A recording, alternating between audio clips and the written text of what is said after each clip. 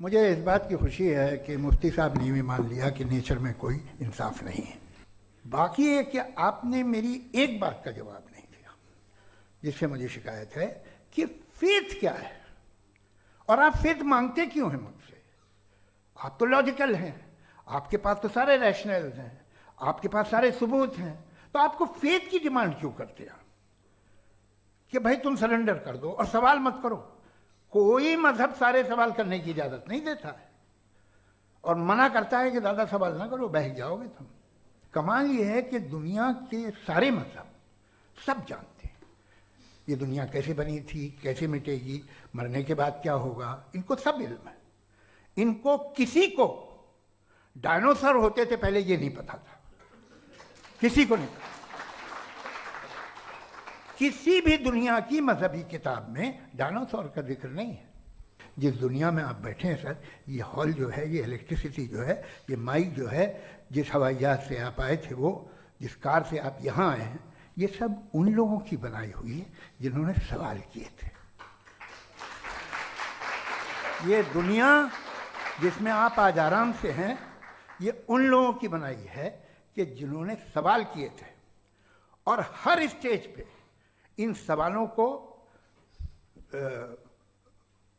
मकरूह कहा गया था, गलत कहा गया था। तो आज जो बातें आपके जहन से बिल्कुल परे हैं और आप हैरान होते उन्हें देख के, एक वक्त आएगा कि मामूली लगेंगे। और हुआ है, आपकी इंसानी तारीख ही है। इतनी जल्दी सारे फैसले आप मत कर लीजिए, थोड़ा ये ह्यूमिलिटी रखिए कि भाई ये हमें नहीं मालूम। ये कहने में क्या आ रहा है, ये यूनिवर्स कहाँ तक फैली, ये कब से है और कब तक रहेगी, हमें नहीं मालूम। आपने फैसला कर लिया कब बनी। ये आपके हिसाब से कोई 14 बिलियन ईयर बनी जो समझा जाता है। उससे पहले हजारों करोड़ों अरबों साल तक खुदा बैठा क्या कर रहा था, खामोश बैठा था, ऐसे ही जमाइयाँ ले रहा था। फिर उसे आइडिया आया, यार एक काम करते, वक्त अच्छा गुजर जाएगा, यूनिवर्स बनाते। सोचिए, तो हम अपनी जहालत से लड़े, उसकी परस्तिश न करें। Thank you so much. तर्कों की श्रृंखला में राउंड 2 के लिए मुफ्ती साहब को आमंत्रित कर रहा हूँ।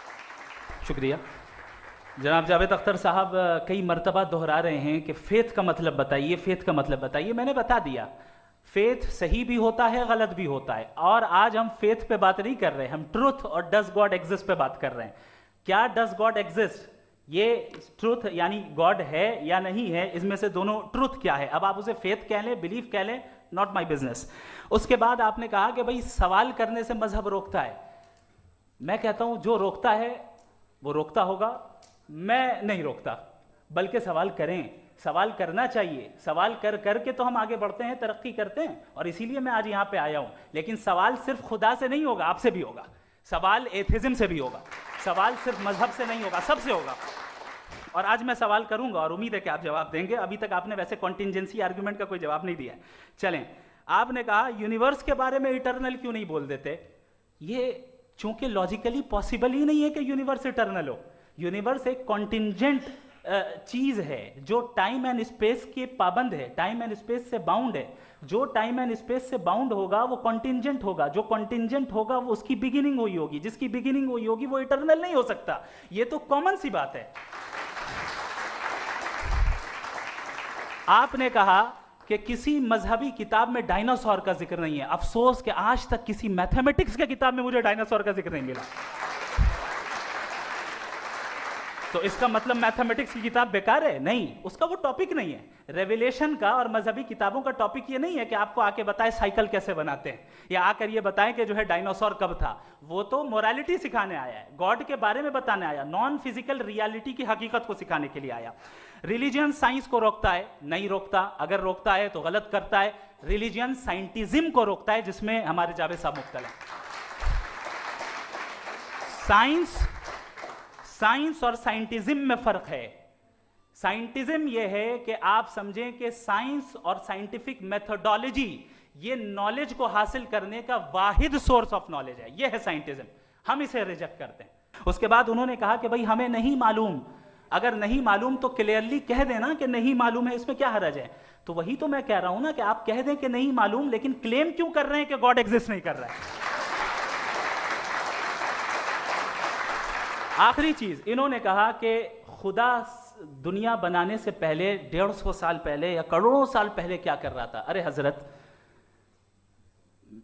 चलें, बहरहाल मैं जवाब दे देता हूं, आप हमारे रिस्पेक्टेड पर्सनालिटी हैं, अगर आप नहीं होते तो मैं ऐसे एंटरटेन ही नहीं करता।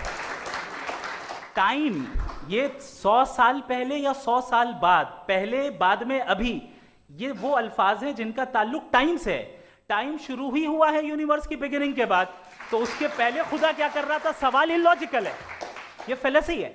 यानी आप ये कह रहे हैं कि यूनिवर्स के बनने से पहले खुदा क्या कर रहा था, टाइम के बनने से पहले, पहले का ताल्लुक टाइम से, टाइम उस वक्त था ही नहीं, तो ये सवाल ही इनवैलिड है खुदा के ताल्लुक से। इसकी एक मिसाल आप ले लें। एक कार है, एक साहब ने देखा कि भाई कार जो है उसके व्हील्स कितने अच्छे लगे हुए हैं, सही जगह पे, स्टीयरिंग जो है कितने अच्छे जगह पे लगी हुई, और सीट्स कितने वेल डिजाइंड है, कितनी प्रिसाइजली ये कार काम कर रही है, तो जरूर कोई ना कोई इसे क्रिएट किया है, किसी ने क्रिएट किया है। अब जावेद साहब आए और कह रहे जनाब बोनेट खोलिए, इसमें इंजन है, इंजन इस कार को चला रहा है, hence prove no one has created the car. This is illogical. Science हमेशा फिजिकल वर्ल्ड की चीजों को ही फिल करती जाएगी और फिजिकल चीजों से ही करती जाएगी, चूंकि एम्पेरिकल एविडेंस का ताल्लुक फिजिकल वर्ल्ड से है। आप साइंस के जरिए मेटाफिजिकल रियलिटी को कभी साबित नहीं कर सकते, ये रॉन्ग टूल का इस्तेमाल करना है। ये वही काम है कि आप मेटल डिटेक्टर से प्लास्टिक डिटेक्टर करने चलें, जो कि जाहिर है सही नहीं है। थैंक